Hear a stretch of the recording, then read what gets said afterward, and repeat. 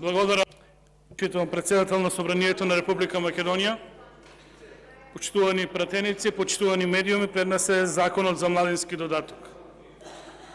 Со овој закон условно се планира до 31 декември 2025 година да се исплаќаат средства за младите во висина од скромни 3000 денара. Зошто велам скромни? И тоа само за тие што се вработени до 23 години и социјално осигурени, таму има неколку услови. И ворете што секој денар што ќе дојде за младите е за поздравување. Меѓутоа, јавно се прашувам дали вакви, ајде да кажам, популистички мерки можат да ги задржат младите.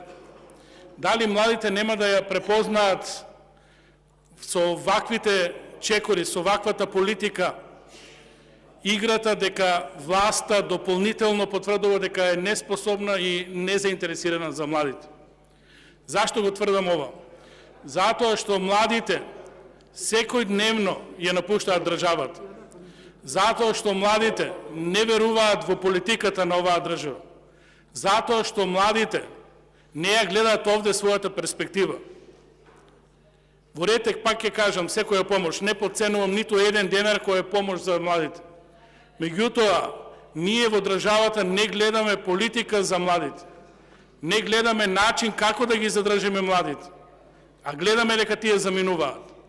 Наместо тоа да е комплекс од сериозни мерки со кои законски ќе регулираме односи, пред се тие млади да можат да најдат квалитетна и пристојна работа, пред се да добијат адекватна плата за тоа што го работат, пред се да можат да студираат во квалитетни услови, да можат да најдат работа после од кој ќе завршат студии, најдобрите да можеме да ги вклучиме во наука, да можеме да ги вклучиме во проекти. Ние тоа не го правиме. Ние пред избори излеваме со популистички мерки, со кои сакаме да кажеме пред избори, еве нешто правиме за младите.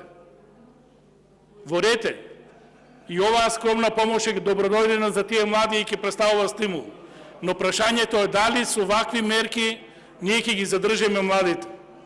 Одговорот е не.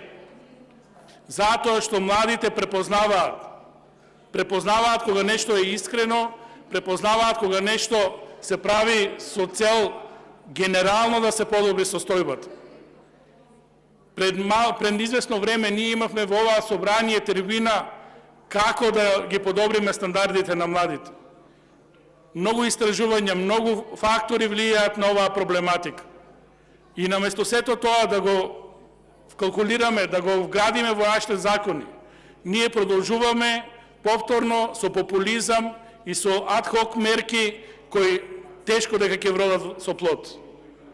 Може да излезете со памфлет, да, ние правиме за младите. Дали е тоа доволно? Повторно ќе кажем, одговорот е не. Затоа што генерално, ако не се свестиме, државата ни старее, младите заминуваат, демографската структура на државата е катастрофална, старосната структура на државата е катастрофална. И наместо да понудиме, повторно ќе кажам, фер политики, ние едноставно носиме адхок закони. Сте наумиле, ќе донесете, ќе го поддржиме законот затоа што и денар за младите е во ред. Меѓутоа, ви кажувам, дајте понудете сет на мерки. Дајте понудете комплекс на закони да ги подобриме работите. Барем за младите. Остатокот веќе е видел ајр од оваа влада и од оваа власт. Барем младите да можеме да ги задржиме тие што останаа. Вака тешко со вакви адхок мерки и популизам. Благодарам.